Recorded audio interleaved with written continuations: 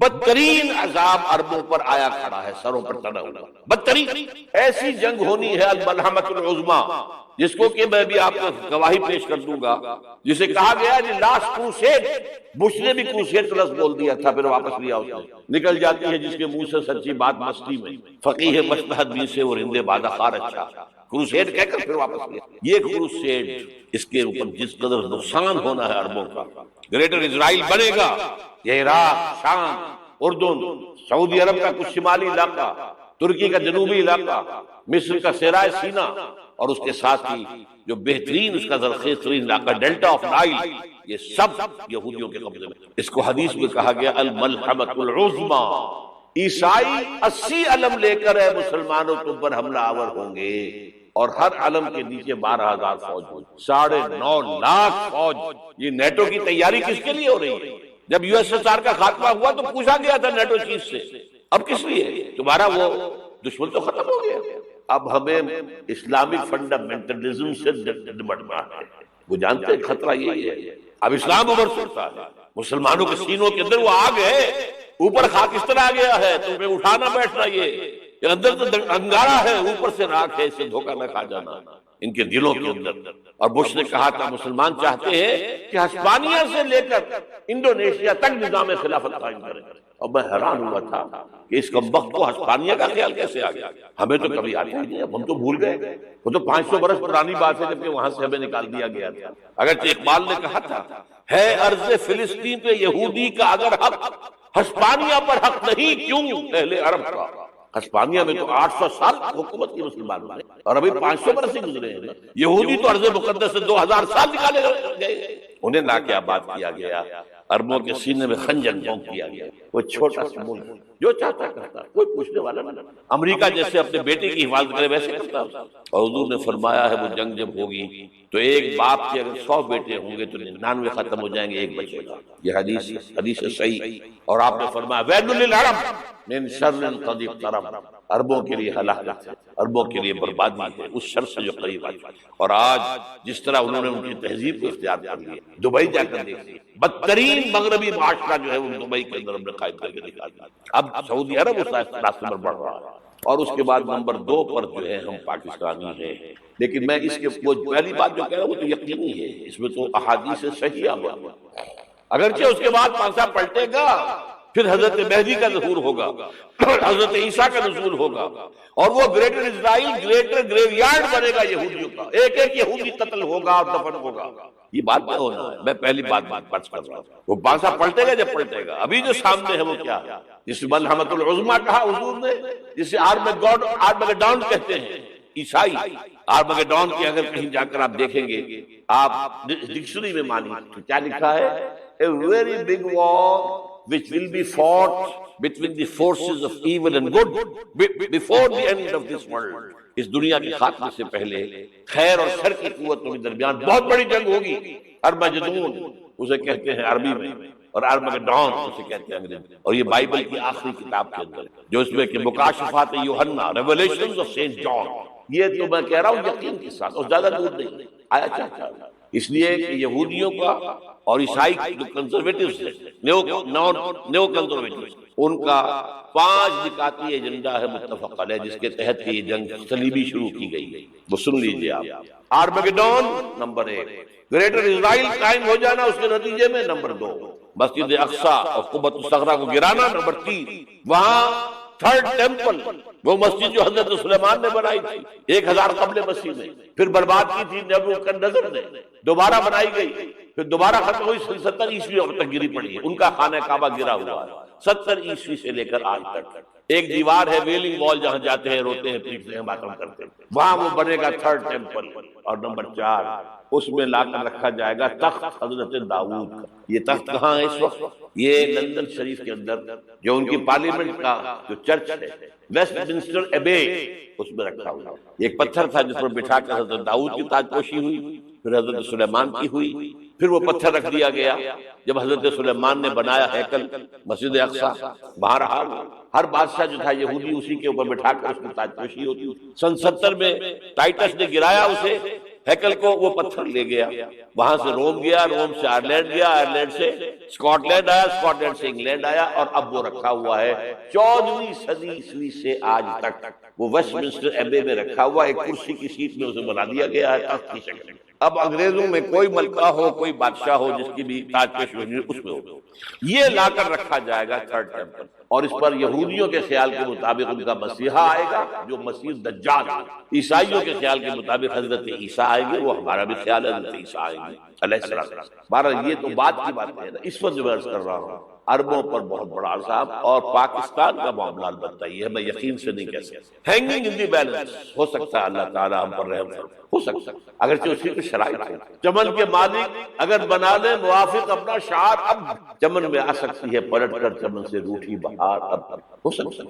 اور یہ بھی ہو سکتا ہے کہ اللہ تعالیٰ نے معجزانہ طور پر ہمیں ملک دیا، ہم نے اللہ سے باقاعدگی کی، وعدہ خلافی کی، غداری کی، لہذا سزا دی جائے اور ہم سے یہ ملک چھین لیا جائے۔ اس جسٹ پاسبل، دور نہ سمجھے، انہونی بات نہ سمجھے، جو گھیراؤ ہو رہا ہے آپ کے مغرب میں نیٹو فورسز اور مشرق میں بھارت فورسز، بھارتی فورسز گدھوں کی طرح بیٹھے ہوئے انتظار کر رہے ہیں پاکستان اور ڈسٹیبلائز ہو جائے، یہاں اور بدامنی ہو جائے۔ اب لاہور میں پھر آج دھماکے ہو گئے، 2 دن پہلے کا دھماکہ میں سہ کے آیا ہوا ہوں آپ کے سامنے بیٹھا، وہ جانے لگی ہیں جو ہماری اکیڈمی کا حشر ہوا وہ میں آپ کو نہیں بتا سکتا، یہ سارا کیوں ہو رہا ہے؟ تاکہ یہاں بدامنی ہو جائے اور ہمیں جواب مل جائے، مغرب سے نیٹو فورسز داخل ہو جائیں، مشرق سے بھارتی فورسز آ جائیں، اور ہمارے ایٹمی دانت توڑ کر اور پھر ہمیں بھارت کے سامنے ڈال دیا جائے، نو ڈو ایز یو لائک۔ یہ ان کا نقشہ ہے، ہوگا کیا؟ وہ اللہ جانے، ہوگا وہ جو اللہ چاہے، لیکن اللہ کا چاہنا جو ہے وہ کس پر منحصر ہے؟ یہاں انقلاب برپا کرو، یہاں اسلام لاؤ، اگر دھندوں میں لگے رہو گے تو وہ خود بخود نہیں آ جائے گا۔ صحابہ نے جانیں دی تھی، کتنی تکلیفیں اٹھائی تھی، 12 برس تک مکی دور کے اندر، با نشہ درویشی در ساز و دمادم زن، جو پختہ شبی خدرا بر سلطنت جم سن۔ یوم طائف یاد ہے جو حضرت عائشہ فرماتی ہے کہ میں نے پوچھا تھا حضور سے کہ یوم احد سے زیادہ سختی بھی آپ پر کبھی آئی؟ یوم احد پر کیا ہوا؟ تلوار کا وار پڑا تھا آپ کے چہرے مبارک، یہ جو رخسار کی ہڈی ہے اس کے اندر وار گیا ہے، اوپر خود کی 2 کڑیاں تھیں وہ اس میں گھس گئی، 2 دندان مبارک شہید، وہ خود کی کڑیاں ایک صحابی نے اپنے دانتوں سے پکڑ کر کھینچنے کی کوشش کی، دانت نکل گئے، وہ نہیں نکلی، کیا جتن کر کے نکالی گئی ہوگی تو خون کا فوارہ، اتنا خون گیا ہے کہ آپ بے ہوش ہو گئے، گر گئے، اور مشہور یہ ہو گیا کہ آپ کا انتقال ہو گیا، شہادت ہو گئی۔ یہ سیرت کبھی پڑھی ہے؟ حضرت عائشہ کے ہوش کا تو یہی دور تھا نا، یوم طائف میں جو کیا تھی، بچی تھی، انہیں کیا پتا کیا ہو رہا ہے حضور کے ساتھ۔ 3 دن تک حضور مکے کی گلیاں اور وہاں کے اوباش لوگ پتھراؤ گئے تھے اس امید میں کہ شاید وہاں کا کوئی سردار ایمان لے آئے، تو یہاں تو ابو طالب بھی فوت ہو گئے، یہی دنیاوی سہارا تھا، خاندانی سہارا تھا ابو طالب کے ذریعے، اور گھر میں ایک دلجوئی کرنے والی رفیقہ حیات تھی، وہ بھی ان کا بھی انتقال ہوا۔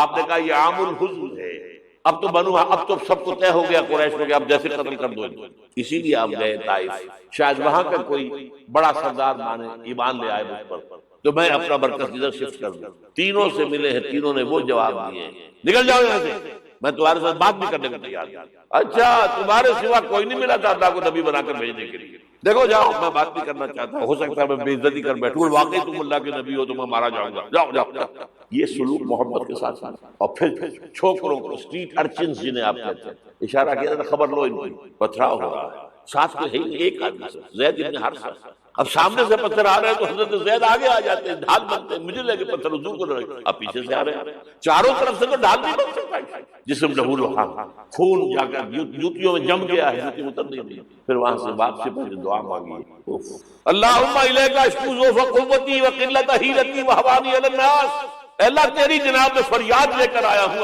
اپنے قوت کی کمی کا، اپنے وسائل کی کمی کا، اور جو ذلت و خاری ہو رہی ہے لوگوں کے ساتھ، الا من تکلنی، مجھے کس کے حوالے کر دیا، الا بعید یتجہمنی، یہ میرے اوپر ہجوم کر کے آج حملہ کرے، اور عدو من لگتا امرے، یہ دشمن کے حوالے میرا معاملہ کیا ہے، جو چاہے کر دے۔ لیکن پھر عبدیت غالب آتی، ان لم یکن علی غضب فلا ابالی، اللہ اگر تو ناراض نہیں ہے تو مجھے کوئی پرواہ، سر تقدیم خم ہے جو مزاج یاد ہے، مجھے اندیشہ یہ ہے کہ تو ناراض تو نہیں۔ یہ تکلیفیں جھیلی، سینکڑوں صحابہ نے جانوں کا نذرانہ پیش کیا، احزاب کی جنگ میں فاقوں پر فاقے ہو رہے تھے، اور ان فاقوں کی حالت میں خندق کھودنے کا حکم ملا ہے، لوگوں کی کمریں دوہری ہو رہی ہیں، پتھر باندھے ہیں اپنے پیٹوں سے اپنی چادروں کے ساتھ کس کر قبر دوری کو. اور جب صحابہ کدالیں چلا رہے ہیں تو کیا کہہ رہے ہیں؟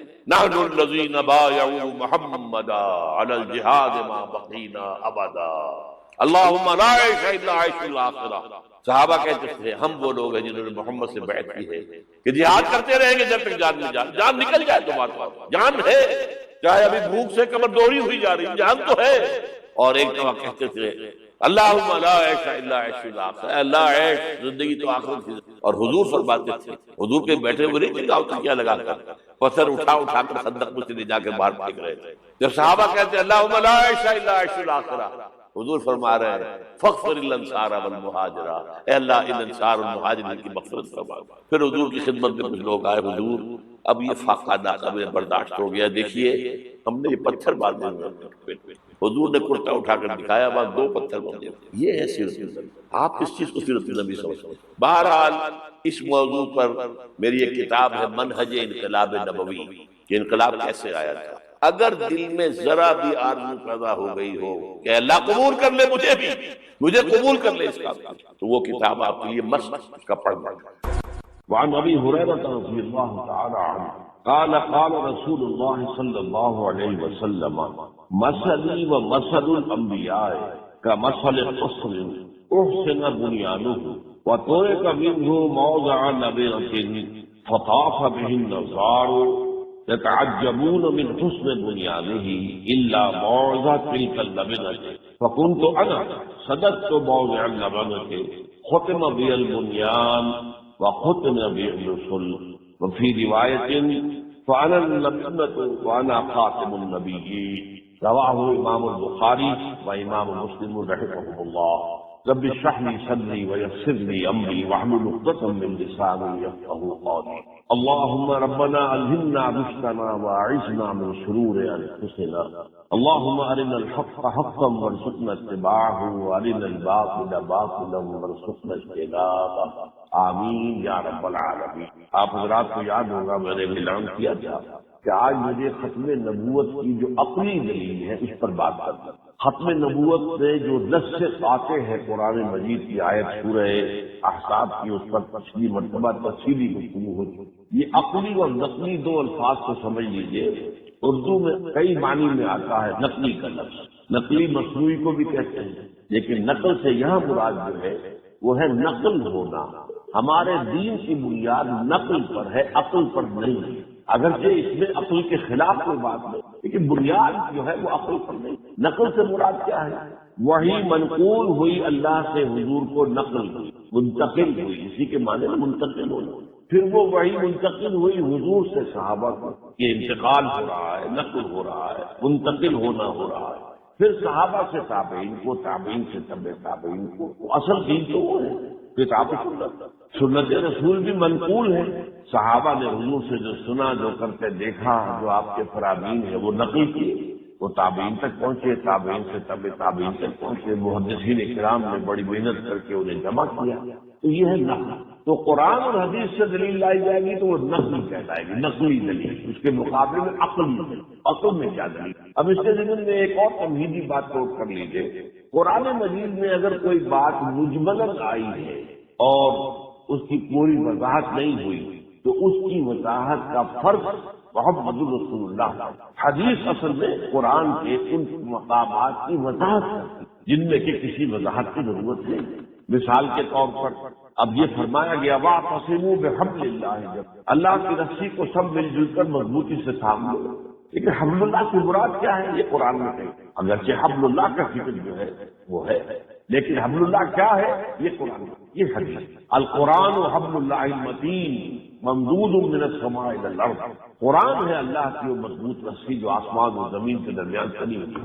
ایک اور حدیث بھی بہت پیاری ہے، میں نے آپ کو سنائی تھی کہ حضور ایک مرتبہ اپنے حجرے سے برآمد ہوئے. آپ نے دیکھا کہ مسجد کے گوشے میں صحابہ کرام جو ہیں باہر بیٹھے ہوئے قرآن کا مذاکرہ کر رہے ہیں، آپس میں پڑھ رہے ہیں اور ایک دوسرے سے سمجھ اور سمجھا رہے ہیں. آپ کے چہرے پر بشاشت اور خوشی کے آثار آئے ہوئے. آپ چل کر آئے. آپ نے ایک سوال کیا بڑا عجیب تھا، الستم تشہدون ان ھذا القرآن جاء من عند اللہ. کہ آپ لوگ اس پر گواہ نہیں ہیں کہ یہ قرآن اللہ کے پاس سے آیا؟ اب کیا جواب ہے؟ بلا یا رسول اللہ، حضور ہم سب گواہ ہیں، اس پر ہم گواہی دیتے ہیں۔ پھر آپ نے فرمایا فاستبشروا فإن هذا القرآن طرفه بأيديكم وطرفه بيد اللہ، یہ قرآن وہ چیز ہے جس کا ایک سرا تمہارے ہاتھ میں ہے، ایک سرا اللہ کا۔ اب یہ وضاحت کس نے کی؟ ورنہ 100 معنی کیے جا سکتے تھے، مفسرین نے جہاں اپنا دماغ لڑایا ہے 100 معنی درج کر دی، یہ بھی مانی ہے، یہ بھی مانی ہے، کلمہ طیبہ بھی حبل اللہ ہے، اسلام بھی حبل اللہ ہے، لیکن دیکھیں اس کا تعین کرنا ظاہر بات ہے کہ وہ محمد رسول اللہ کی ذمہ داری ہے۔ انزلنا الی الذکر لتبین للناس ما نزل الیہم، اے محمد ہم نے آپ پر یہ ذکر نازل کیا ہے تاکہ آپ لوگوں کے لیے واضح کریں اس چیز کو کہ جو ہم نے نازل کیا۔ کتاب کے ساتھ معلم بحث کتاب کی آپ بحث نہیں کر سکتے، معلم آپ کو پڑھاتا ہے، اس کی وضاحت کرتا ہے، تو حسن میں کتاب اور اس کتاب کا معلم وہ محمد رسول اللہ صلی اللہ علیہ وسلم، انما بعثت معلما، مجھے تو معلم بنا کر بھیجا گیا۔ اسی طرح کا یہ الفاظ ایسے ہوتے ہیں کہ جن کے ایک سے زائد معنی ہوتے ہیں، ان کے معانی کا تعین کر دینا، اگر قرآن میں ایسا لفظ آیا ہے تو وہ بھی حضور کا کام ہے، نبی کا کام ہے، نبی کا فرض ہے کہ یہاں پہ اس سے مراد کیا ہے۔ اب اس کی جو ہے ایک مثال بہت ہے اور وہ یہی لفظ ختم ہے، خاتم النبیین، خاتم النبی۔ اب اس کے بعد ہی کیا ہے؟ ختم کے معنی تو یہ ہیں جو آپ کو معلوم ہے کہ اردو میں بھی مستعمل ہے، کہ ایک تو یہ ہے کہ پیسے ختم ہو گئے، اناج ختم ہو گیا، اب یہ کہ ایک شے پہلے تھی اب نہیں۔ ایک یہ ہے کہ سکول کا طالب علم کہتا میں نے اپنا کام ختم کر لیا، اب یہ ختم کسی اور معلوم، میں نے اپنا کام پورا کرنا، تو پورا کرنا اور کسی شے کا پہلے ہونا اور اب نہ ہونا، یہ دونوں معنی اس کے اندر ہے۔ پھر خاتم کے معنی جو ہے انگوٹھی کے بھی ہے، مہر کے بھی ہیں۔ ایک خط لکھ کر جو ہے سرکاری کو بڑا اہم خط ہے، اس کے اوپر مہر لگا دی جاتی ہے تاکہ یہ جس کے لیے بھیجا جا رہا ہے وہی اس مہر کو کھولے اور پڑھے، کوئی اور بیچ میں پڑھ سکتا ہے، اس کے معنی یہ بھی ہے۔ اس سے فائدہ اٹھایا غلام احمد قادیانی لعنت اللہ علیہ کہ محمد خاتم النبیین مہر ہے، اب جو نبی آیا آپ کی مہر لگ کر آئے گا، یعنی آپ کی امت ہی میں سے آئے گا۔ پھر یہ کہ میں تو دلی نبی ہوں، میں تو بروزی نبی ہوں، میں فلانا نبی ہوں، میں تشریعی نبی نہیں ہوں، غیر تشریعی نبی ہوں، 100 طرح کی تعبیریں کر کے اس ایک لفظ کے جو کئی معنی ہیں ان کے حوالے سے اس نے فائدہ اٹھایا اور جو کم فہم لوگ ہیں ان کو پروردگار کیا۔ اب اس کا کیا ہے میں آپ کو بتا چکا ہوں، حضور کی 2 حدیثیں آپ کو پچھلی مرتبہ سنا چکا ہوں۔ ایک حدیث جو ہے ترمذی شریف کی ہے اور مسند احمد کی ہے، حضور نے فرمایا ان الرسالۃ والنبوۃ قد انقطعت فلا رسول بعدی ولا نبی۔ دیکھو نبوت اور رسالت دونوں منقطع ہو گئی، اب یہاں کو کوئی شک نہیں رہا، رسی کٹ گئی، منقطع ہو گئی، ایک سلسلہ کا منقطع ہو گیا، ختم ہو گیا، اس معنی میں ختم ہے قرآن میں۔ ان الرسالۃ والنبوۃ قد انقطعت فلا رسول بعدی ولا نبی، میرے بعد میں کوئی رسول نہیں۔ اب دیکھیے اس سے بھی میں نے پچھلی مرتبہ آپ کو بتایا تھا، جو وہ جھوٹا نبی ایران میں پیدا ہوا بہاءاللہ، وہ بہائی، آپ نے سنا ہوگا بہائی، وہ اس کے پیروکار ہے۔ آج دنیا میں باہر جو ہے چرچا ان کا بھی موجود ہے، لیکن قادیانیوں کا کیا ہے؟ تو قادیانیوں نے جس طریقے سے جو ہے الفاظ سے کھیلے ہیں اسی طرح وہ بھی کھیلا۔ وہ ذرا دیکھو قرآن مجید میں خاتم النبیین کہا گیا، خاتم الرسول تو نہیں کہا گیا نا، نبی ختم ہو گئے، رسول ختم نہیں ہوا، میں رسول ہوں۔ حالانکہ بھائی میں پچھلی مرتبہ آپ کو بتا چکا رسول تو ہوتا ہی وہ جو نبی ہو، پہلے نبی ہوتا، نبی یہ رسول 2 مرتبہ قرآن میں آیا سورہ مریم میں۔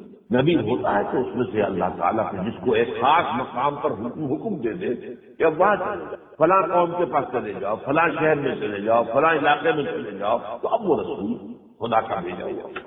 اس حوالے سے ان الفاظ کے ساتھ لوگ جو کھیلتے ہیں، اسی طرح میں نے حدیث آپ کو سنائی، حضور نے فرمایا کہ کانت بنو اسرائیل تسوسهم الانبیاء کلما ہلک نبی خلفہ نبی، بنی اسرائیل جو تم سے پہلے امت مسلمہ تھے ان نبی آخر نبی آئے ہیں، کتاب انہیں دی گئی تھی، اور ان کے معاملات جو ہے ریاست اور سیاست کے وہ انبیاء جماتے تھے۔ جیسے کسی نبی کا یا انتقال ہوتا تھا کوئی ایک اور نبی اس کی جگہ پر نہ بھیج دیتے۔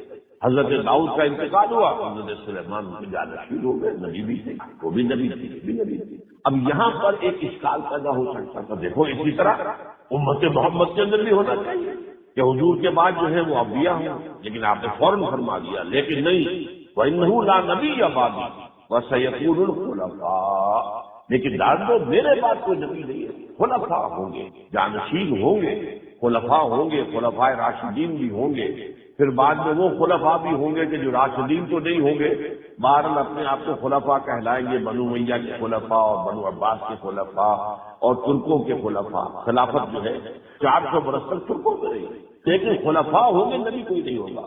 اسی طرح کا ایک واقعہ آتا ہے، جب حضور غزوہ تبوک پر تشریف لے جا رہے تھے تو آپ نے حضرت علی کو اپنا قائم مقام بنا کر مدینے میں آپ نے کہا تم یہاں رہو۔ انہوں نے شکوہ کیا، حضور آپ اور آپ کے دوسرے دوست، آپ کے ساتھی تو جا رہے ہیں اللہ کی راہ میں جنگ کرنے کے لیے، اور مجھے آپ عورتوں کے ساتھ بٹھا کر جا رہے ہیں۔ ظاہر بات ہے کہ پیچھے تو کیونکہ غزوہ تبوک کے موقع پر تو یہ تھا کہ ہر مسلمان کو جانا ہے، یہ نصیر عام اس سے پہلے کبھی نہیں حضور کی سیرت میں، غزوہ بدر ہو یا غزوہ ہو، نصیر عام کبھی نہیں، یہ نصیر عام ہے کہ مطلب ہر مسلمان پر ہر لازم ہے جانا، اللہ یہ کہ کوئی آ کر اپنا عذر پیش کر کے اجازت لے لے۔ منافقوں نے جھوٹے عذر پیش کی، اجازت لے لی، لیکن اکثر جو ہے اہل ایمان سے وہ تو گئے، اب رہ گئے کون؟ بچے اور عورتیں۔ تو آپ مجھے ان میں بٹھا کر جا رہے ہیں۔ آپ نے فرمایا ہے علی کیا تمہیں یہ پسند نہیں ہے کہ تمہارا وہی مقام ہو جو موسیٰ کے ساتھ ہارون کا تھا؟ حضرت موسیٰ جب گئے تھے اللہ تعالیٰ کی طلب کرنے پر کوہ طور پر، جہاں آپ کو تورات ملنی تھی، تو حضرت موسیٰ حضرت ہارون کو اپنا قائم مقام بنا کر چلے گئے۔ تو اے علی کیا تمہیں یہ پسند نہیں ہے کہ تمہارا بھی وہی مقام ہو جو میرے ساتھ، جو کہ موسیٰ کے ساتھ ہارون کا تھا؟ لیکن دیکھ لو میرے بعد نبی کوئی نہیں، یہاں پر بھی وضاحت ہے، مبادہ کو شائبہ پیدا ہو جائے، کہیں کو مغالطے کی جگہ پیدا ہو جائے، کہیں کوئی امکان پیدا ہو جائے۔ کیا اب اس میں بھی امکان پیدا ہو سکتا تھا کہ حضرت موسیٰ کے ساتھ حضرت ہارون تھے تو وہ تو نبی تھے، وہی رسول تھے؟ فرماتے کو یہ اس مغالطہ نہ ہو، میرے بعد کوئی نبی نہیں ہے۔ تو اس حوالے سے میں نے آپ کو بتایا کہ کہیں شائبہ بھی پیدا نہ ہونے پائے شک کا، اتنا اہتمام حضور کی احادیث میں کر دیا گیا۔ یہ آپ کا فرض منصبی ہے۔ یہاں اصل میں منکرین حدیث کا معاملہ سمجھ لیجیے، وہ لوگ جو ہے حدیث سے محروم کرنا چاہتے ہیں مسلمانوں کو، تو پھر تو کہیں پر کوئی حفاظت رہے گی، نماز کا نظام نہیں بنتا اگر آپ جو ہے حدیث کو سامنے نہ رکھیں، تو یہ پورا نظام جو ہے درم برم ہو جائے گا۔ اور یہ ساری جو اللہ تعالیٰ کے نبی کی طرف سے وضاحتیں آنے سے جو حد بندیاں ہو گئی وہ حد بندیاں ختم ہو جائیں۔ بہرحال اس کے ضمن میں جو سب سے بڑی دلیل ہے وہ کیا ہے؟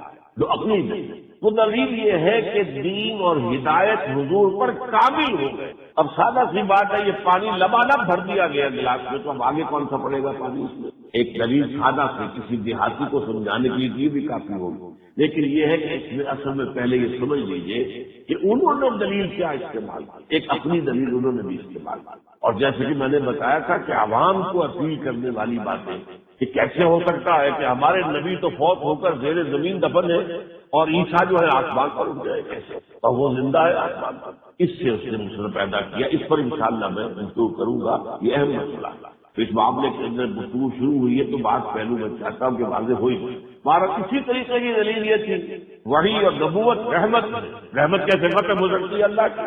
اب بتائیے عام آدمی کو دلیل جو ہے اپیل کرے نبی تو رحمت اور رحمت للعالمین حضور ہے، تو نبی اللہ کی رحمت جو ہے ختم ہو سکتی ہے؟ وحی تو نعمت ہے، رحمت ہے، نعمت ختم ہو سکتی ہے؟ اس کا جواب کیا ہے وہ اصل میں سمجھنے کی ضرورت ہے، اور وہ عقلی دلیل ہے محمد رسول اللہ کے ختم نبوت۔ دیکھیے ہدایت جو کہ وحی کا اور نبوت کا اصل مقصد تھا، اس ہدایت کے لیے لفظ نعمت بھی آتا ہے، اسی کے لیے نور بھی آتا ہے۔ اس لیے کہ ظاہر بات ہے نور ایک ظاہری ہے، اس کے راستے میں ہم اس کی روشنی میں راستہ چلتے ہیں، دیکھتے ہیں اندھیرا دھوپ ہو جائے اگر، وہ تو خیر دن کی بات ہے، کچھ نہ کچھ جو ہے اندھیرا رہے گا، لیکن رات کو اگر دن بھی چلی جائے تو سب موجود ہوتے ہیں، ایک دوسرے کو دیکھ نہیں سکتے، معلوم ہے کہ ہے دیکھ نہیں سکتے، اس لیے کہ روشنی نہیں۔ تو دنیا میں جس طریقے سے ظاہری روشنی ہے تو انسان جو دنیا میں دیکھتا ہے، راستہ دیکھتا ہے، چلتا ہے، اسی طرح اپنی پوری زندگی میں راستہ صحیح چلنے کے لیے ایک باطنی روشنی درکار ہے، وہ ہے جو وحی ہے اور ہدایت کے ذریعے سے انسان کو ملتی ہے۔ اسی کو نعمت کہا، کیوں نعمت کہا گیا؟ اس لیے کہ دنیا میں کوئی شے نعمت نہیں ہے جب تک نعمت ہدایت ساتھ نہ ہو۔ یہ بات میں نے بہت مرتبہ دی، صحت بڑی نعمت ہے، لیکن اگر اس کے ساتھ ہدایت نہیں ہے، اسی صحت کو غلط جگہ استعمال کرو گے، گناہ کمانے کے لیے استعمال کرو گے، جرائم کے لیے استعمال کرو گے، لوگوں پر ظلم کرنے کے لیے استعمال کرو گے، اب یہ نعمت کہاں رہی؟ یہ تو زحمت ہو گئی۔ اس سے تو اچھا تھا کہ تم بیمار بن کر پڑے ہوتے بستر کے اوپر، تو ان کاموں سے تو بچ گئے۔ دولت نعمت ہے لیکن صرف اس وقت جبکہ اس کے ساتھ نعمت ہدایت ہے، ورنہ وہ نعمت نہیں ہے۔ کچھ جھگڑے کرو گے، اللہ تللے کرو گے، جو بھی کرو گے عیاشیاں کرو گے اور لوگوں کے اندر جو ہے غریبوں کے اندر احساس محرومی پیدا کرو گے، یہی کرو گے بس دولت کے ساتھ، اگر تمہارے ساتھ ہدایت نہیں ہے۔ اولاد نعمت ہے بشرطے کہ وہ صالح اولاد اور تم نے اس کی صحیح تربیت کی، اس کا حق ادا کیا، ورنہ وہی اولاد جو ہے سوہان روح بن جاتی ہے، بڑھاپے میں آ کر اس طرح ستاتی ہے کہ آپ جو ہے وہ پھر پناہ مانگتے اللہ کی اولاد۔ تو اس بانی میں جو وحی ہے وہ ہدایت کے لیے ہے، وہ نعمت ہے، وہ رحمت ہے اللہ تعالیٰ کی۔ اب اس ضمن میں یہ ہے کہ یہ ہدایت کامل ہو گئی۔ اگر تو ہدایت پہلے دن سے چلی آ رہی ہوتی ہے ایک ہموار انداز میں تو بات اور تھی، ہدایت درجہ بدرجہ بڑھی ہے۔ جیسے نوع انسانی ایک عہد طفولیت بھی تھا، جیسے ایک بچہ ہے آپ کے پاس، وہ اپرانجی کا طالب علم ہے، آپ سے پی ایچ ڈی کا استاد رکھ دیں، وہ کیا پڑھائے گا؟ کیا فلسفہ پڑھائے گا تو وہی علی بیٹا پڑھائے گا، وہی جو پڑھ سکتا ہے۔ تو جب نوع انسانی بحثیت مجموعی اپنے عالم طفولیت میں تھی تو بڑی بنیادی باتیں بتا دی گئی، ذرا اور آگے بڑھا تو اور بتا دی گئی، اور آگے بڑھا 10 کمانڈمنٹس تورات میں دے دیے گئے، اور جب بالغ ہو گیا پوری طرح باشعور سمجھنے کے قابل تو قرآن نازل ہوا اور ہدایت کامل کر دی۔ اب یہ کامل ہو جانا ہدایت کا یہ سب سے بڑی اس لیے کہ جب کامل ہو گئی تو اب تو مزید ضرورت نہیں ہے۔ اس معاملے میں میں نے پہلے بھی آپ کو سنایا، ایک قادیانی نوجوان سے میرا جب معاملہ ہوا گفتگو کا، میں نے محسوس کیا اصل میں قادیانی بھی اس وقت جو ہے یہ جان لیجیے یہ اس طرح کے کٹر عام طور پر نوجوان جو ہے کہ ان کی ساری باتوں کو مانتے ہو سمجھتے ایسے نہیں، جیسے ہمارے عام مسلمان بھی مسلمان ہیں بس پیدائشی طور پر ہیں، باقی کہاں ان کے پاس یہی ہے دین کا۔ اسی طریقے سے معاملہ ہے۔ اب یہ نوجوان جو ان کے ہیں جو اس وقت بڑے ایکٹیو ہیں اور خاص طور پر انہوں نے کہا اس کو ماڈل ٹاؤن کو اپنا جو ہے بڑا مرکز بنا لیا ہے اور اس میں وہ بڑی جو ہے وہ جہاں پہچانی کے ساتھ کام کرتا ہے، لیکن ان میں لوگ ایسے ہوتے ہیں کہ جو ابھی پوری بات سمجھے نہیں ہوتے اور پھر یہ کہ اگر کوئی بات دل کو لگے تو مان لیتے۔ میں نے اس سے پوچھا مجھے یہ بتاؤ کہ کیا تم یہ مانتے ہو کہ قرآن میں ہدایت کامل ہوگی؟ ہاں بالکل مانتے ہیں قرآن میں ہدایت کامل ہوگی۔ اچھا قرآن میں ہدایت کامل ہو گئی تو دوسری بات یہ بتاؤ کہ وہ محفوظ ہے یا نہیں؟ ہاں محفوظ۔ میں نے کہا اب مجھے بتاؤ پھر ولی کی ضرورت کیا؟ اگر ہدایت کامل ہو چکی اور اس ہدایت پر اللہ نے حفاظت دے دی تو اب بتاؤ تو ضرورت کیا؟ فبہت الذی کفر جو آیا سورہ بقرہ میں نمرود کے لیے کہ مبہوت ہو گیا، اب وہ جو ہے بغلے جھانکنے لگا، کوئی جواب اس کے پاس نہیں۔ یا تو یہ کہو کہ ہدایت ابھی کامل نہیں ہوئی، ابھی کامل ہونی تھی تو اور نبی آنا چاہیے، اور یا کہو کہ وہ تھی تو صحیح گم ہو گئی ہے، جیسے کہ تورات کی گم ہو گئی اور انجیل کی ہدایت سے گم ہو گئی تو آنا چاہیے نبی۔ لیکن اگر قرآن کو مانتے ہو کہ ہدایت کامل ہو گئی اور اگر یہ بھی مانتے ہو کہ وہ محفوظ ہے تو پھر مجھے اپنی دلیل بتاؤ کہ پھر وحی کے تسلسل اور نبوت کے جاری رہنے کا مقصد کی کوئی ہابی تو نہیں ہے اللہ کی، ہر شے کا یہ مقصد ہوتا ہے۔ اچھا اسی کے ضمن میں آپ کو معلوم ہے کہ قرآن مجید جو ہے اپنی اس حفاظت کا ذکر کتنے اہتمام سے کرتا ہے۔ انا نحن نزلنا الذکر وانا لہ لحافظون، ہم نے ہی اس ذکر کو نازل کیا اور ہم ہی اس کی حفاظت کرنے والے ہیں۔ میں نے پہلے بھی بعض مواقع پر عرض کیا، دیکھیے اس آیت کے دو حصے، انا نحن نزلنا الذکر ایک حصہ ہو گیا اور انا لہ لحافظون اور ہم ہی اس کی حفاظت کرنے والے ہیں یہ دوسرا حصہ ہو گیا۔ پہلا حصہ جو ہے وہ تو تورات کے لیے بھی صحیح ہے، اس نے نازل کیا تورات، سورہ مائدہ میں فرمایا انا انزلنا التوراۃ فیہا ھدی و نور، ہم ہی نازل کیا تھا تورات کو، اس میں ہدایت بھی تھی اس دور کی سطح کی عقلی سطح کی ہدایت اور نور بھی تھا۔ پھر انجیل کے بارے میں فرمایا وہ بھی ہم نے نازل فیہا ھدی و نور، اس میں بھی ہدایت بھی تھی نور بھی تھی۔ تو لیکن دوسرا حصہ جو ہے وہ صرف قرآن پر ہے، وَإِنَّا لَهُ لَحَافِظُونَ۔ اگر تورات کی حفاظت کا ذمہ اللہ لے لیتا تو کیا تحریف ہو سکتی تھی؟ اگر انجیل کی حفاظت کا ذمہ اللہ لے لیتا تو کیا اس میں تحریف ہو سکتی تھی؟ اور اس کا کانورس بھی ہے، تلخ بات ہے، اگر قرآن کی حفاظت کا ذمہ اللہ نہ لیتا تو کیا ہم چھوڑ دیتے بغیر تحریف کے؟ جب حضور فرماتے ہیں کہ سابقہ امت میں جو گمراہی آئیں گے تم میں بھی آ کر رہیں گے، وہ اگر وہ کے بیچ میں گھسے گے تم بھی گھسو گے، اگر ان میں کوئی شقی ایسا اٹھا جس نے اپنی ماں کے ساتھ زنا کیا تم میں بھی کوئی بدبخت اٹھے گا جو یہ کام کر سکتا ہے ایسا، تو کیا ہم چھوڑ دیں؟ کیا ہم نے ترجموں میں تحریفیں نہیں کی؟ کیا ہم نے تفسیروں میں تحریفیں نہیں کی؟ لیکن یہ قرآن کے متن کو یہ قرآن کے ساتھ اب اس میں یہ بات ہے، یہ بات سمجھانے کی بھائی تم سوچو، یہ بھی بات کرتے تھی۔ اگر کوئی نوجوان آتا ہے آپ کے پاس آپ سے بات کرتا ہے، بھائی یہ سوچو کیا وجہ ہے کہ تورات کو اور انجیل کو تو حفاظت نہیں دی گئی، قرآن کو دی گئی؟ بتاؤ۔ میں تو اسے اور زیادہ عوامی انداز میں کہا کرتا ہوں کہ قرآن کو اور یہ تورات اور انجیل کو یہ حق پہنچتا ہے کہ وہ اللہ سے شکایت کرے، فریاد کرے، شکوہ کرے کہ اے اللہ، قرآن بھی تیری کتاب، ہم بھی تیری کتابیں تھی، تو یہ ہمارے ساتھ ہوتے بھی بیٹیوں والا سلوک کیوں ہوا؟ ہماری حفاظت نہیں، قرآن کی حفاظت ہے، کیوں؟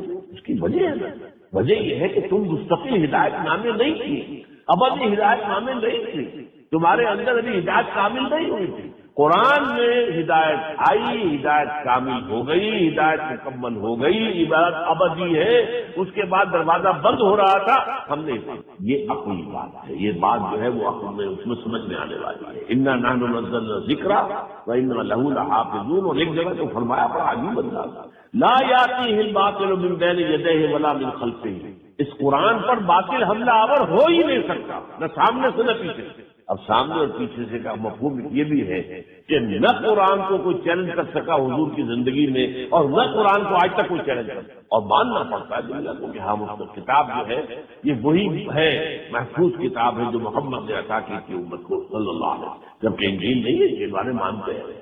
104 انجیلیں تھیں، جن میں سے 4 منتخب کی انہوں نے، 4 کہناتی ہے کینونیکل، قانونی، جو واقعی مستند ہے، اور 100 اور ہے جو اپوکریفل کہلاتی ہے ان کے ہاں، یہ ایسے ہی ہے، بس ان کی مستند نہیں۔ میں نے ایک مرتبہ ایک پادری سے بات کی تھی جب میں ابھی طالب علم تھا میڈیکل کا، تو منگولی میں بہت بڑا مرکز ہے ان کا، جب آ گیا پادری سے پوچھا، میں نے کہا which one of them is Bible, یہ جو متی کی انجیل ہے، لوک کی انجیل ہے، مارک کی انجیل ہے اور جان کی انجیل ہے، which one of them is the Bible? نن آف دیم از بائبل۔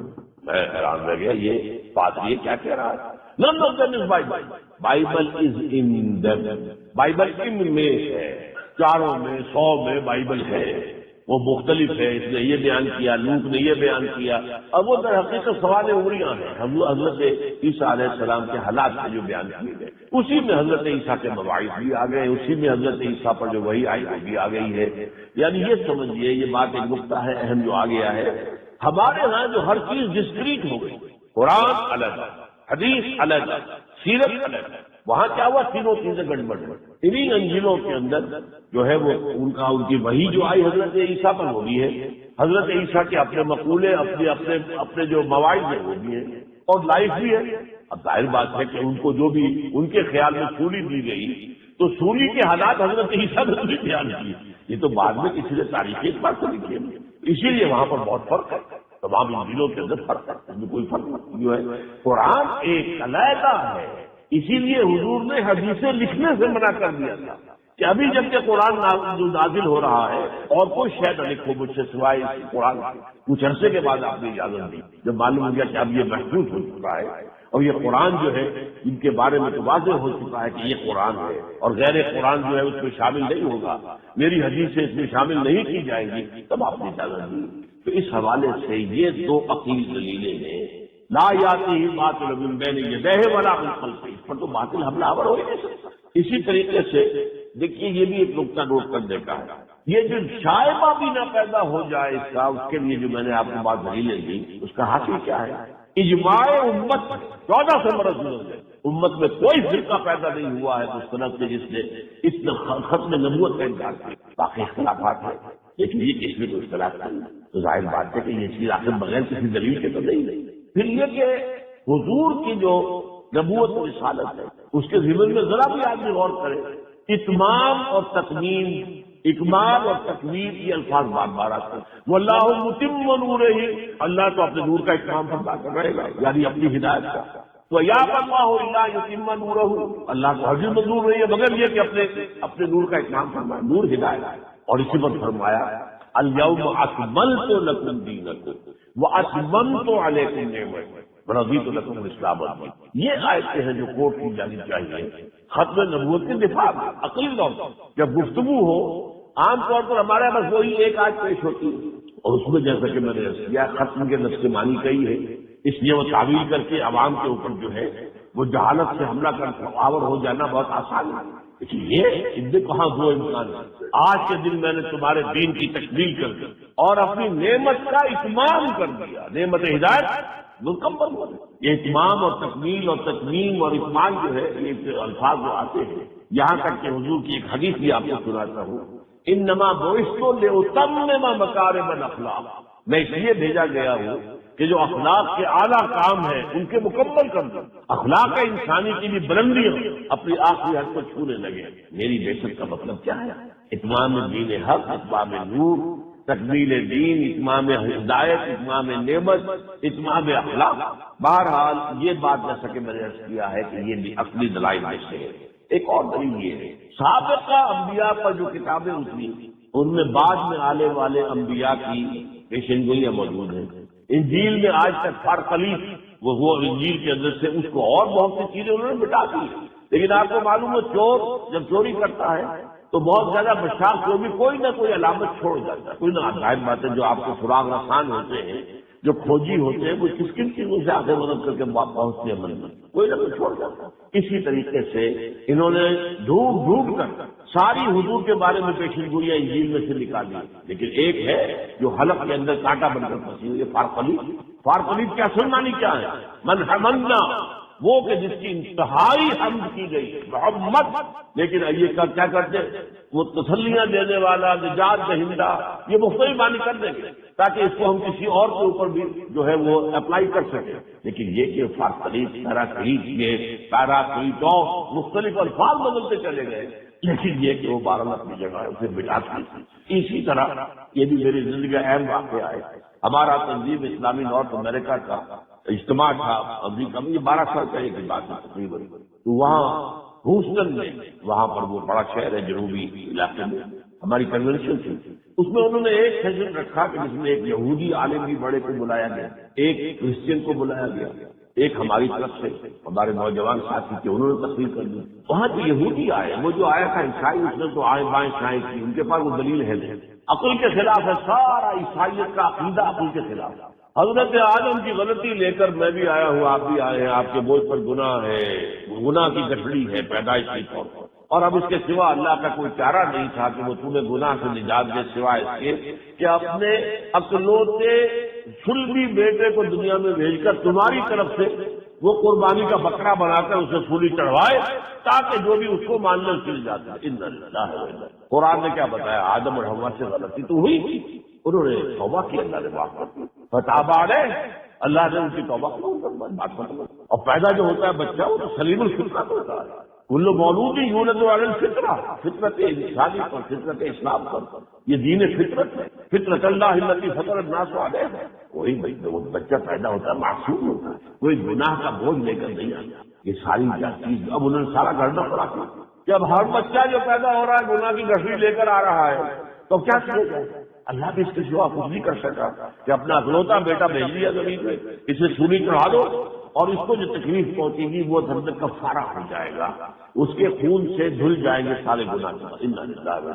بہرحال میں نے جیسا کہ عرض کیا، برنباس کی ایک انجیل ہے جو میں نے بتایا تھا کہ 100 انجیلیں وہ ہے جو اپوکریفل کہلاتی ہیں، مستند نہیں مانتے، ان سے ایک برنباس کی، یہ مانتے ہیں کہ حواریین میں سے ایک برنباس بھی تھے، ان کی انجیل ہے، اور وہ پوپ کے جو ہے پچھلی صدی میں کوئی جانتا ہے جیسا نام نہیں جانتا تھا مسلمان کا، یہ پوپ کی لائبریری سے برابر ہے، اس میں تقریباً سمجھیے ہر صفحے پر حضور کی پیشن گوئی موجود ہے، لیکن فارقلیف والی تو 12 میں بھی ہے۔ اور میں آپ کو بتا رہا تھا ہیوسٹن کا واقعہ کہ وہاں جو یہودی آئے تھے بڑے معمر تھے، پروفیسر ایمیریٹس، بہت بڑے، جب یہ پروفیسر جب ریٹائر ہو جائے تو پھر جو بہت زیادہ صاحب علم انہیں رکھ لیا جاتا ہے کہ وہ بزرگ کی حیثیت سے پروفیسر ایمیریٹس کہلاتے، وشو براڈ، ڈاکٹر وشو براڈ کو آیا، اس نے ایک بات تو یہ کی، حیران ہوا، Islam is the best religion for the whole of humanity except Jews.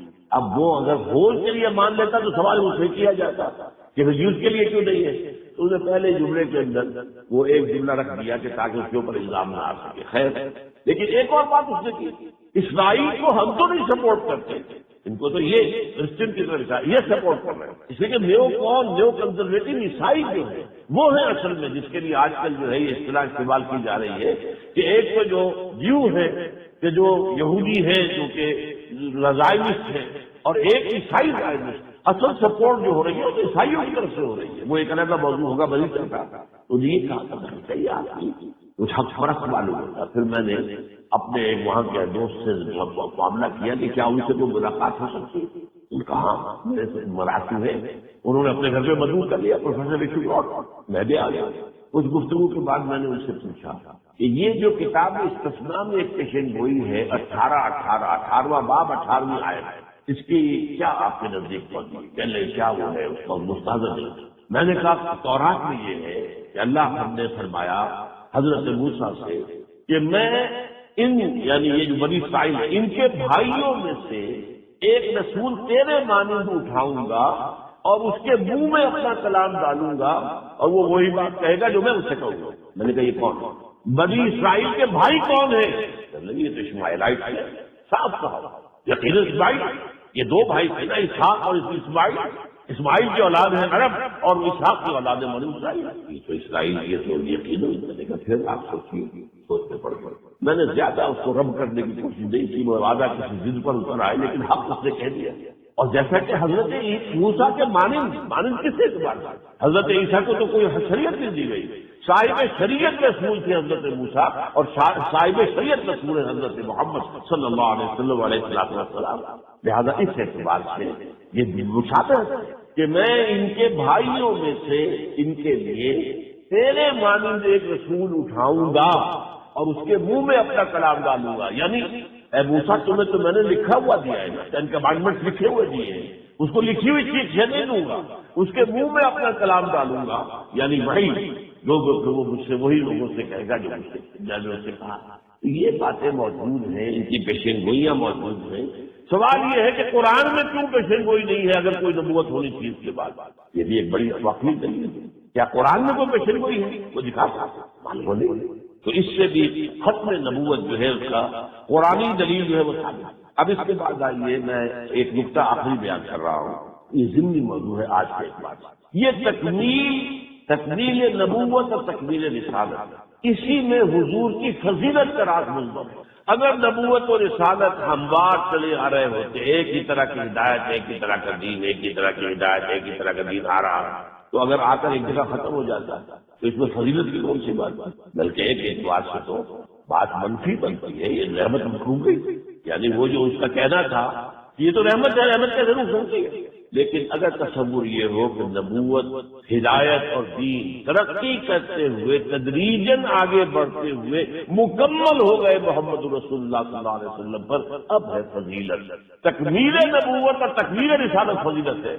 محض ختم نبوت فضیلت نہیں بنتی. اگر ختم اس معنی میں سمجھ لیے آپ کہ لا نبی آبادی وہ حق ہے اور اس کا حق علماء نے ادا کیا ہے. اس کی اس لیے کہ اس سے وابستہ ہے یہ مسئلہ کہ کوئی شخص مسلمان ہے یا نہیں ہے، یہ قانونی مسئلہ. لہٰذا علماء کرام نے ختم نبوت کے اس مفہوم کو خوب مدلل کیا، بڑی بڑی کتابیں لکھی، سارے شبہوں کا جواب دیا، بہت کام کیا.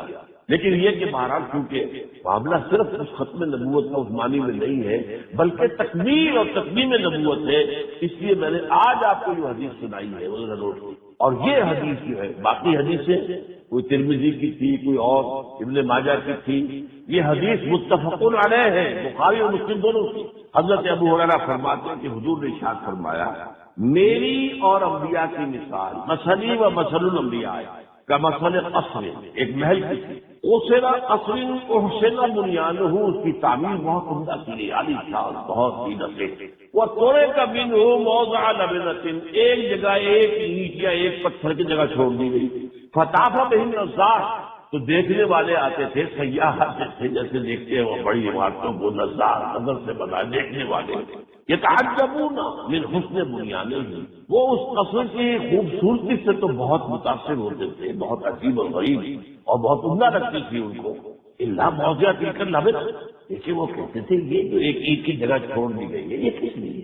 یہ تو گویا کہ داغ ہے اس کے حسن پر. فکنت انا، میں ہوں وہ اینٹ، صدقت موضع اللبنہ، میں نے وہ ایک اینٹ کا رکھنا جو تھا پر کر دیا ہے. ختم بنیان، اب وہ عمارت میرے ذریعے سے مکمل ہو گئی. ختم بالرسل، اور میرے ذریعے سے رسالت کا اختتام ہو گیا. اور ایک روایت میں آئے ہیں فانا لبنتو وانا خاتم النبیین، میں ہوں ختم کرنے والا نبوت. یہ ہے بخاری اور مسلم کی. یہ روایت بہت کم بیان ہوتی، حالانکہ جیسا کہ میں نے کہا اس میں اصل دلیل ہے، تکمیل نبوت میں اصل دلیل ہے. تکمیل رسالت میں اصل دلیل ہے، اور تکمیل نبوت و رسالت ہی میں اصل فضیلت محمدی کا بیان ہے۔ ہدایت آپ پر کامل ہو گئی، دین آپ پر کامل ہو گیا۔ تیسرے اعتبار سے آپ کی رسالت ہمیشہ کے لیے اور پوری نوع انسانی کے لیے، یہ کسی اور رسول کی بات نہیں ہے، یہ بھی تکمیل رسالت۔ باقی سارے رسولوں کی رسالت اگلے رسول کے آنے تک کے لیے ہے، اگلے رسول کے بعد اگلے رسول کی رسالت کا دور شروع ہو گیا، اور اپنی اپنی قوم کی طرف بھیجے گئے۔ الی عاد اخاہم ہودا والی ثمود اخاہم صالحا والی مدین اخاہم شعیبا وغیرہ وغیرہ۔ لیکن حضور کی رسالت اس وقت کی بھی پوری نوع انسانی کے لیے اور تا قیامت آنے والے تمام انسانوں۔ یہ تیسرا پہلو تکمیل نبوت، اور یہ ہے فضیلت محمدی تمام انبیاء اور رسول کے مقابلے میں۔ اور پھر چوتھا پوائنٹ کیا ہے؟ واحد رسول ہیں جنہوں نے اللہ کے دین کو بالفعل قائم کیا، اور کسی کی تو اشارت نہیں ہے، نہ ابراہیم کی ہے، نہ ہود کی ہے، نہ ہود کی ہے، نہ صالح کی ہے، نہ عیسیٰ کی، نہ موسیٰ کی۔ یہی ہے نا اولو العزم من الرسل۔ یہ 5 یا 7 رسول سب سے چوٹی کے رسول کہلاتے ہیں۔ بعض وہ 5 مانتے ہیں، نوح، ابراہیم، موسیٰ، عیسیٰ، حضور۔ بعض 7 کہتے ہیں کیونکہ قرآن میں بہت تکرار کے ساتھ حضرت ہود اور حضرت صالح کا ذکر بھی ہے، انہیں بھی شامل کرتے ہیں۔ تو 7 اولو العزم من الرسل، جیسے قرآن میں کہا گیا کہ اے نبی فاصبر کما صبر اولو العزم من الرسل، آپ صبر کیجئے جیسے کہ ہمارے اولو العزم پیغمبروں نے صبر کیا۔ تو یہ اولو العزم پیغمبر ہیں، ان کے ذریعے سے کئی اللہ کا دین قائم ہوا ہے، کوئی نظام بنا، کوئی اسلامی ریاست قائم ہوئی، آپ نے قائم کر کے دکھایا۔ اور آخری نقطہ جس میں نبوت اور رسالت کی تکمیل ہی نہیں ہے، انسانیت کی تکمیل ہے کہ آپ نے یہ سارا کام عظیم انقلاب خالص انسانی سطح پر جد و جہد کے ذریعے سے پورا کیا۔ کہیں معجزہ نظر نہیں آتا، بھوک آئی ہے تو من و سلوہ نازل نہیں ہوا، برداشت کرو، باندھو پیٹوں پر پتھر اور پھر بھی چلاؤ، بھاوڑے چلاؤ اور خندق کھودو، ایک کھجور 3 مجاہدین تراشی 24 گھنٹے، برداشت کرو، جھیلو۔ جب حضور کو اللہ تعالیٰ نے کیسی کیسی مصیبتوں میں ڈالا، کیسی کیسی تکلیفیں آپ پر آئی، جو پتھراؤ آپ پر ہوا ہے، جس طریقے کا آپ کے اوپر زیادتیاں ہوئی، جو دندان مبارک آپ کے شہید ہوئے، اللہ تعالیٰ نے کہیں بھی وہاں مدد آئی ہے، اس میں کوئی شک نہیں، مدد آج بھی آ سکتی۔ چمن کے مالی اگر بنا لے موافق اپنا شعر، اب بھی چمن میں آ سکتی ہے پلٹ کر چمن سے روٹھی بہار۔ اللہ کی مدد کو معجزہ نہیں آئے گا، معجزہ رسول کے لیے، اور رسول اللہ کو صلی اللہ علیہ وسلم محمد صلی اللہ علیہ وسلم حق تھا کہ قدم قدم پر معجزہ آتا، لیکن نہیں، اتنے بڑے بڑے معجزے عیسیٰ کو دیے گئے، حضور کو نہیں دیے گئے۔ مردہ کو کہنا بإذن اللہ زندہ ہو جائے، قبر سے نکل آئے۔ کسی اندھا مادرزاد اندھے کے آنکھوں پر ہاتھ پھیرا اور اس کی آنکھ بینائی جو ہے آ گئی، کوڑ کے اوپر ہاتھ پھیرا اور ختم، کوڑ ختم۔ ایک پرندہ بنایا جو کہ گارے سے جیسے کو بچے کھیلتے ہوئے بناتے ہیں، اس میں پھونک ماری اور اڑتا ہوا پرندہ بن گیا۔ خلق حیات اور احیاء موتا، یہ معجزے ہیں جو عیسیٰ کو دیے گئے، حضور کو نہیں دیا گیا۔ تو یہ بات سمجھ لیجیے، یہ اصل میں 5واں مرحلہ جو ہے کہ حضور نے وہ اللہ کا دین قائم کر کے دکھایا، عظیم انقلاب برپا کیا، خالص انسانی سطح پر جد و جہد کر کے، تکلیفیں جھیل کر، مصیبتیں برداشت کر۔ بہرحال یہ آج کا میرا موضوع تھا کہ حضور پر نبوت و رسالت کی تکمیل جو ہے یہ عقلی دلیل ہے ختم نبوت کہ جب ایک بات مکمل ہو گئی، جب قرآن کی ہدایت کامل ہو گئی، قرآن کو محفوظ کر دیا۔